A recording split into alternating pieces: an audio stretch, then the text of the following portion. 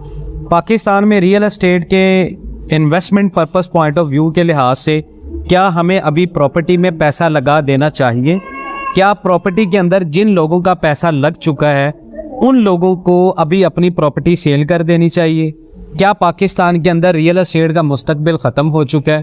क्या आने वाले 5 साल के अंदर रियल एस्टेट इन्वेस्टमेंट उठ पाएगी?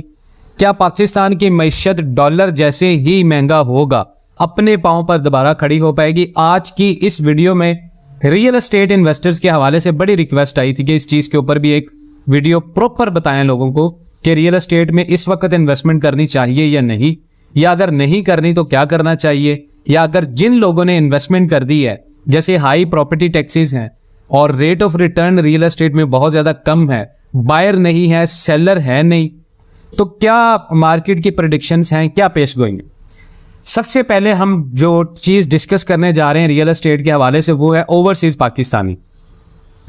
ओवरसीज़ पाकिस्तानी वो लोग हैं जिनका पाकिस्तान की रियल एस्टेट सेक्टर की जो ग्रोथ है उसको ऊपर लेके आने में बहुत बड़ा किरदार है। बिलियन डॉलर्स लोगों ने इन्वेस्टमेंट किए हैं रियल एस्टेट के, और रियल एस्टेट के अंदर जो प्रॉपर्टी प्राइसेस हैं उनको उस लेवल तक लेके गए हैं कि पाकिस्तान के अंदर हाउसिंग सोसाइटीज़ के ट्रेंड चले।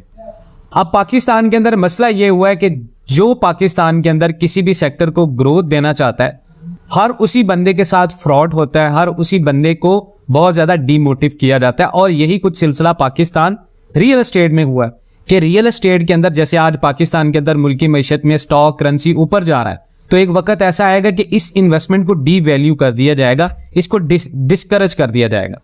अब हुकूमत ने भी क्या किया, मिफ्ता इस्माइल साहब आए, उन्होंने टैक्सेस लगाए, इसहाक डार साहब आए, उन्होंने टैक्सेस लगाए।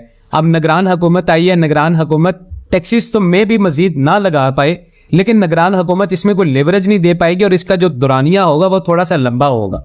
तो ऐसे में रियल एस्टेट इन्वेस्टमेंट करना सबसे बड़ी बेवकूफ़ी होगी। हाँ, लॉन्ग टर्म में हम हमेशा आपसे कहते हैं कि रियल एस्टेट इन्वेस्टमेंट का कभी नहीं कहा कि आप ना करें, लेकिन आपके माइंड में ये चीज़ होनी चाहिए कि जो चीज़ आप आज 1 करोड़ रुपए की ले रहे हैं, अगर आपने उसके बदले में 2 करोड़ रुपए लेना है तो आपको 5 से 7 साल वेट करना पड़ेगा। और कौन ऐसा बंदा है जो सिर्फ 10 मिलियन की इन्वेस्टमेंट करने के बाद या 1 मिलियन की इन्वेस्टमेंट करने के बाद 2 साल वेट करे कि उसको 1 मिलियन प्रॉफिट मिले? क्या वो बंदा डिफरेंट कैटेगरीज पाकिस्तान के अंदर डिफरेंट टाइप्स ऑफ इन्वेस्टमेंट करके विद इन शॉर्ट टाइम में इतना पैसा नहीं बना सकता? आप एक मिसाल सोचें, आपने 1 मिलियन में से 500 मिलियन आपने गोल्ड के अंदर इन्वेस्टमेंट किया और उसमें से 1-2 लाख रुपए आपने सिल्वर के अंदर इन्वेस्टमेंट कर दिए। आपने स्टील प्राइसेस, स्टील आपने महंगा खरीद लिया, आपने महंगा जो है वो खरीदा और बाद में मजीद महंगा हुआ, आपने उसको सेल कर दिया।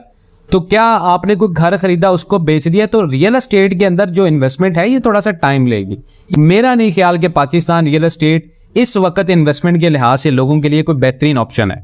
हम ये नहीं कह रहे कि सारा पोर्टफोलियो गोल्ड को रखें, सारा पोर्टफोलियो, और बहुत सारी इन्वेस्टमेंट है जैसे एग्रीकल्चरल इन्वेस्टमेंट है, आप प्रोडक्शन की तरफ आ सकते हैं। आप कह सकते हैं कि अगर आप पाकिस्तान के अंदर राइस प्रोड्यूस करते हैं, पाकिस्तान के अंदर कपास प्रोड्यूस करते हैं, आप पाकिस्तान के अंदर चावल प्रोड्यूस करते हैं, आप पाकिस्तान के अंदर लेदर प्रोड्यूस करते हैं, हाँ आप कह सकते हैं कि इन चीज़ों का अभी भी फ्यूचर है। लेकिन अगर आप पाकिस्तान के अंदर प्रॉपर्टी इन्वेस्टमेंट करके शॉर्ट टर्म में कि भाई मैं 1 करोड़ की प्रॉपर्टी लेके 1 करोड़ 10 लाख रुपए तक उसको जाके सेल कर दूंगा, तो ये आपकी गलत फहमी होगी। हाँ, ये फैसला जरूर करें आप कि रियल एस्टेट इन्वेस्टमेंट आपको लॉन्ग टर्म लेके चलनी पड़ेगी। उसके बाद मजीद लोगों ने कहा जी सर इस चीज़, क्या ये चीज़ बेहतरीन वक्त खरीदारी का है रियल एस्टेट के अंदर? कि लोग बातें करते हैं जी रियल एस्टेट इस वक्त बेहतरीन वक्त है खरीदारी का। देखिए, आप रियल एस्टेट हाउसिंग सोसाइटीज़ को विजिट करें ना, जैसे जो फाइल्स बेस्ड काम कर रही हैं, उसके साथ जो पोजेशनेबल प्लॉट्स भी ऑफर कर रही हैं, तो आप ये देखें कि पाकिस्तान के अंदर फाइलर नॉन फाइलर की जो डिस्टिंक्शन में जो फ़र्क आया है, नो डाउट कि टैक्सेस का जो निज़ाम निकाला है वो ठीक निकाला है। इससे प्रॉपर्टी प्राइसिंग अगर डिस्करेज भी होती है तो इससे जो नॉर्मल जो छोटा इन्वेस्टर है, जो पाकिस्तान का बंदा है, जो ये सोचता है कि मैंने घर लेना, उसके लिए आसानियां होंगी इस चीज़ में, इसमें कोई शक नहीं है। लेकिन इसमें सबसे पहले हमने नुकसान ये कर दिया है कि हमने प्रॉपर्टी को पहले से ही लेकर इतना ज़्यादा अप टू डेट नहीं रखा। अगर हम आज अपडेट करते हैं तो ये सेक्टर दब रहा है। उसकी वजह यह कि जब इस सेक्टर को हमें रेगुलराइज करना चाहिए था तब हमने इसको रेगुलराइज नहीं किया। उसके बाद आईएमएफ की शराइत आ गई। अब नेक्स्ट मंथ में अगर हमारे नवंबर में मिशन दोबारा होता है आईएमएफ का और आईएमएफ दोबारा आता है तो डेफिनेटली पाकिस्तान के रियल एस्टेट सेक्टर में मे बी टैक्सेस मजीद इजाफा हो जाए।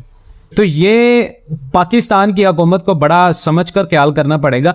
और रियल एस्टेट इन्वेस्टर्स के लिए मेरी सबसे बेहतरीन राय ये है, अगर आपने इन्वेस्टमेंट कर दी है तो आप अभी इंतजार करें, अपनी प्रॉपर्टी को सेल ना करें।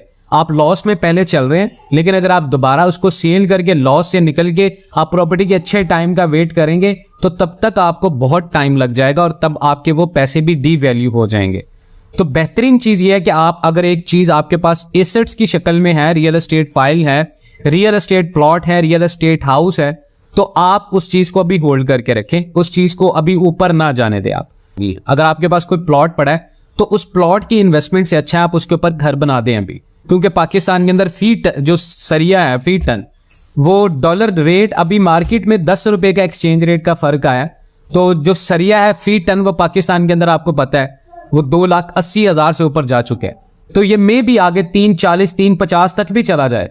तो अब अगर आपने 2,80 पे सरिया लेके 3,50 3,60 तक जाते आपने एक घर मुकम्मल करके सेल कर दिया, तो आप देखिए ना आपने स्मार्टली पैसा कमाया ना रियल एस्टेट से, रियल एस्टेट पैसे दे रहा है आपको।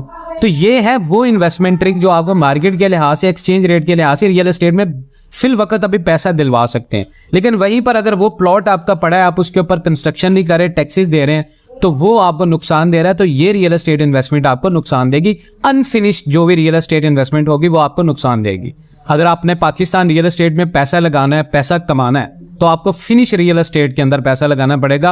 आपको अपार्टमेंट लेना पड़ेगा, आपको रेंटल बेस इनकम लेनी पड़ेगी। इन्फ्लेशन पाकिस्तान के अंदर आने वाले दिनों में बढ़ रहा है, आपको पोर्टफोलियो में गोल्ड को लेकर रखना पड़ेगा, आपको सिल्वर को रखना पड़ेगा, आपको प्रोडक्शन को रखना पड़ेगा। इन सारी चीजों के पॉइंट ऑफ व्यू के लिहाज से ओवरसीज के लिए बहुत ही यूनिक एक प्रॉपर फैक्ट बेस्ड वीडियो है। तो आप लोगों की बहुत ज़्यादा सपोर्ट भी है। इसके हवाले से एक नया चैनल भी है इंशाल्लाह, उस चैनल को भी आप लाजमन सब्सक्राइब करें, लिंक मैं डिस्क्रिप्शन में दे रहा हूँ और कमेंट सेक्शन में भी हम लिंक को जो है वो पिन कर देंगे। और उसके साथ साथ जो है वो आप हमारे ग्रुप्स हैं जो इन्फॉर्मेटिव अपडेट्स के लिहाज से पेड ग्रुप है, अनपेड ग्रुप है, आप उनको ज्वाइन कर सकते हैं मुकम्मल अपडेट्स के लिए। जुड़े रहें इंशाल्लाह पाकिस्तान एंड वर्ल्ड टीवी के साथ। इंशाल्लाह मिलते हैं नेक्स्ट वीडियोज़ में, तब तक के लिए अल्लाह हाफ़िज़।